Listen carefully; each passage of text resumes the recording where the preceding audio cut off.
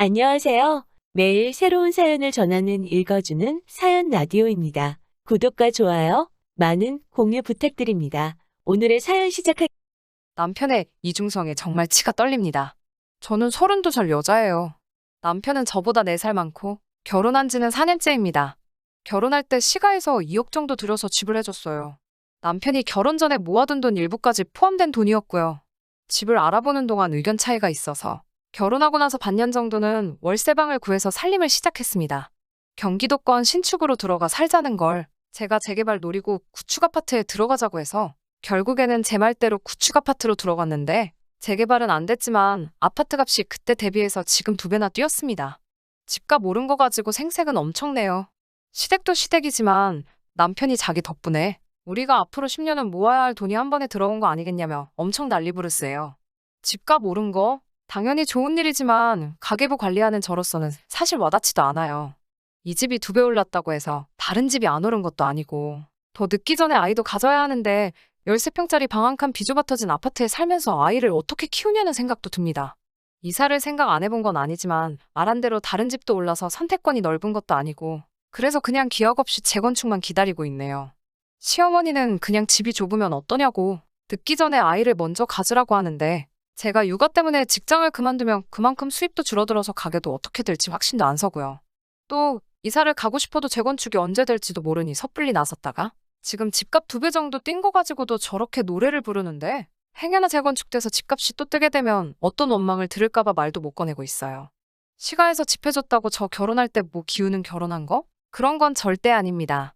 월급도 큰 차이가 나는 건 아니지만 신랑보다는 제가 조금 더 벌어요. 집이 좁아서 혼수 채우기가 애매하니 그만큼 현금 해단도 많이 했고 시아버지 오래된 연식 자동차 끌고 다니시는 거 신형으로 바꿔드리기까지 했어요. 혼수에 결혼 비용까지 2,500이면 끝날 거 차 바꿔드리고 현금 해단까지 하고 그래서 저희도 물론 시댁 쪽 지원금에 비해 적은 돈이긴 하지만 이것저것 다 더하니 8천 가까이 들었습니다. 결혼할 때부터 시가에서 집 해준다고 생색내는 남편 때문에 더 무리한 부분도 있고 남들 강남 신축에서 시작하는 신혼부부들도 있는데 서울 외곽에 지은 지 30년 된 아파트 받으면서 기우는 결혼하는 것 같은 느낌 주는 게 싫었어요. 그래서 그만큼 결혼 비용 부담하면서 결혼 후에도 양가에는 똑같이 하자고 약속 아닌 약속을 했어요. 네 돈 내 돈 하는 것도 그래서 각자 월급에서 200씩 생활비 통장에 보내서 생활비나 달달이 나가는 비용, 경조사비에 양가에 보내드리는 용돈까지 공평하게 갈라서 내고 더 하고 싶은 게 있으면 그건 월급에서 남은 돈 각자 관리하면서 쓰고 싶은데 쓰기로 했습니다.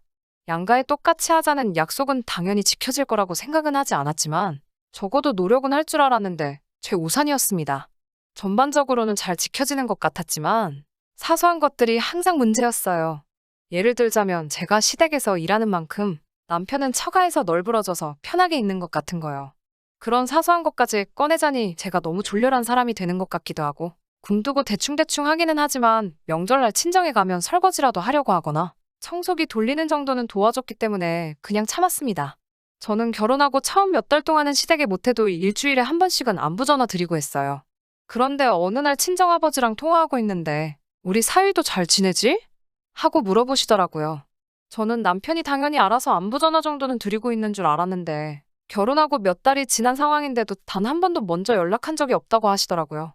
어이가 없었지만 그것도 그냥 넘어갔습니다. 대신에 저도 그날 이후로 시댁에 안부 전화를 한 통도 하지 않았어요.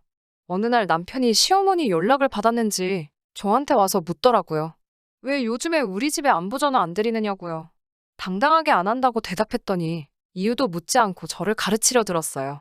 자식이 결혼했는데 어떻게 지내는지 궁금해하시지 않겠냐고 자식 된 도리로 전화를 드려야 한다고 하는 거예요. 여태 나 혼자만 시댁에 전화드린 건 생각도 하지 않고 시부리는 게 너무 화가 나서 괜히 시비가 걸고 싶어지더라고요. 그래서 신랑에게 왜 자기 집에 내가 전화를 드려야 해?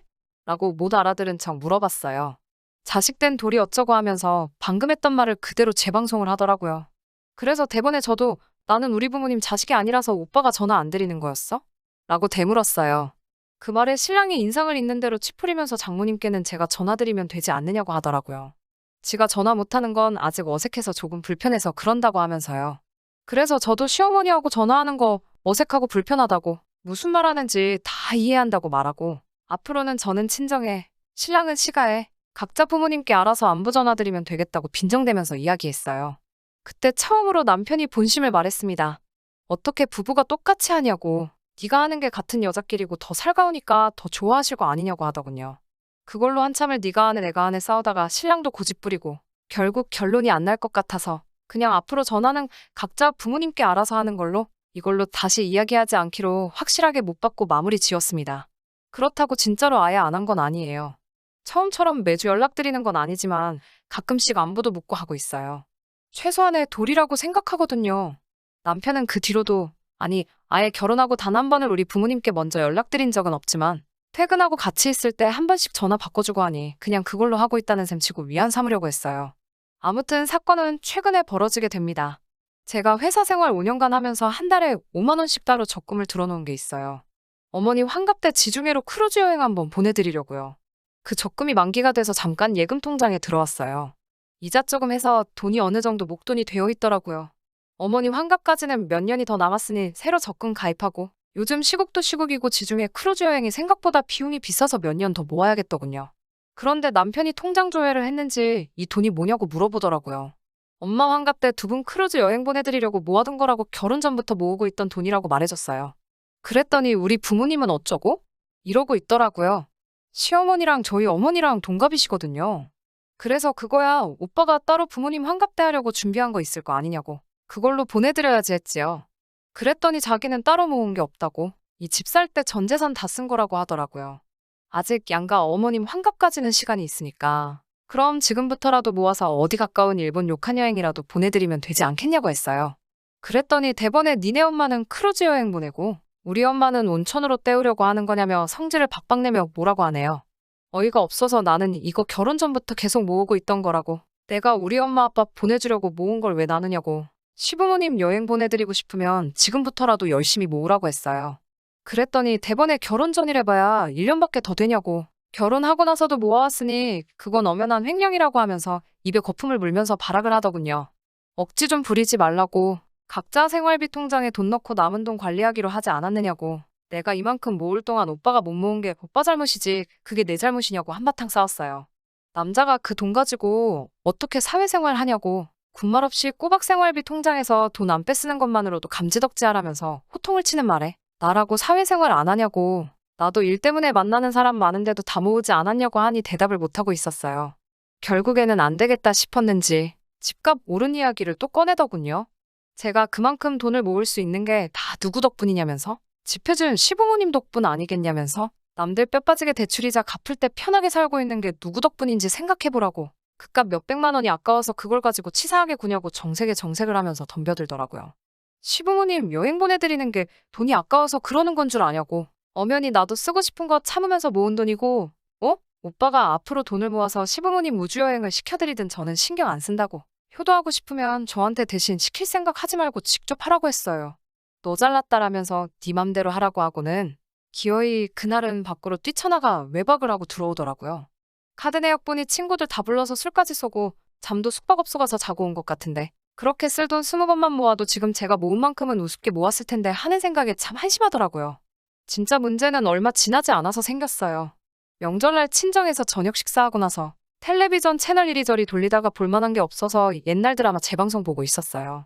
드라마에서 부모가 모아둔 게 없어서 딸한테 신세를 지는 장면이 나왔는데 그것 때문에 딸이 남편에게 눈치를 보고 있는 장면이 나왔어요.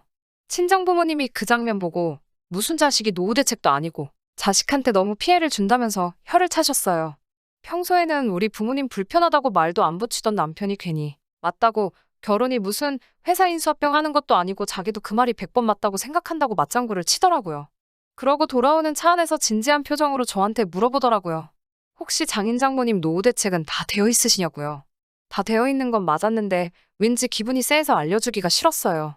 그래서 워낙에 그런 거 잘 말씀을 안 해주셔서 잘 모르겠다고 대답했는데 남편 표정이 아주 가관이었습니다. 그러고 나서 하는 말이 노후 대책이 안 되어 있으면 큰일인데 이러면서 걱정하더라고요. 그게 무슨 뜻이냐 물었더니 앞으로 큰 집으로 이사가면 시부모님을 모시고 살 계획이었는데 장인 장모님이 노후 대책이 안 되어 있으면 어떡하냐고 원망하듯이 말하더라고요. 시부모님을 모시고 산다니 그건 결혼 전에도 하지 않은 이야기고 양가 똑같이 하기로 하지 않았느냐고 따졌어요.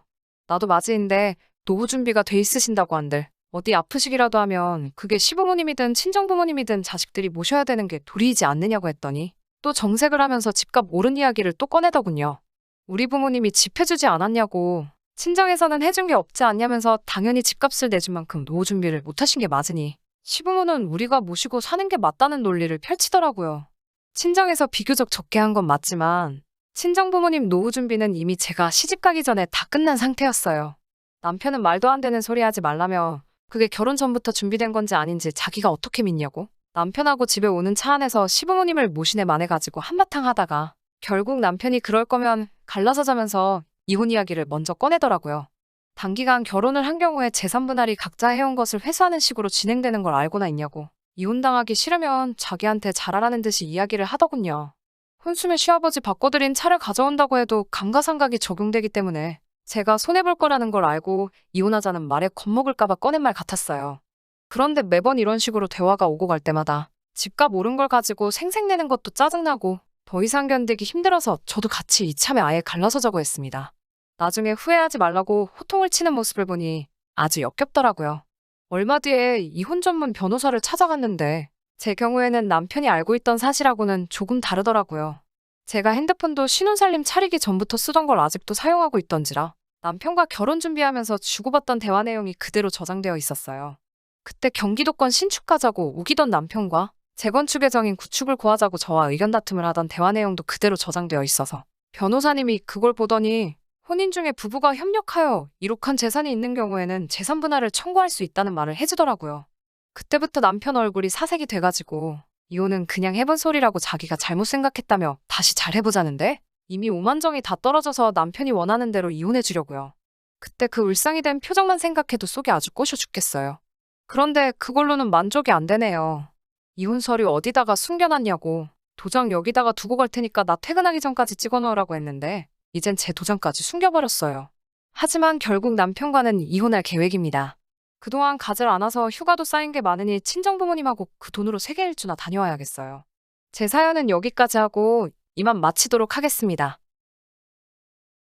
긴 이야기 들어주셔서 감사합니다. 오늘의 사연은 여기까지입니다. 구독과 좋아요, 알람 설정해주시면 앞으로 더 좋은 사연으로 찾아오겠습니다. 감사합니다.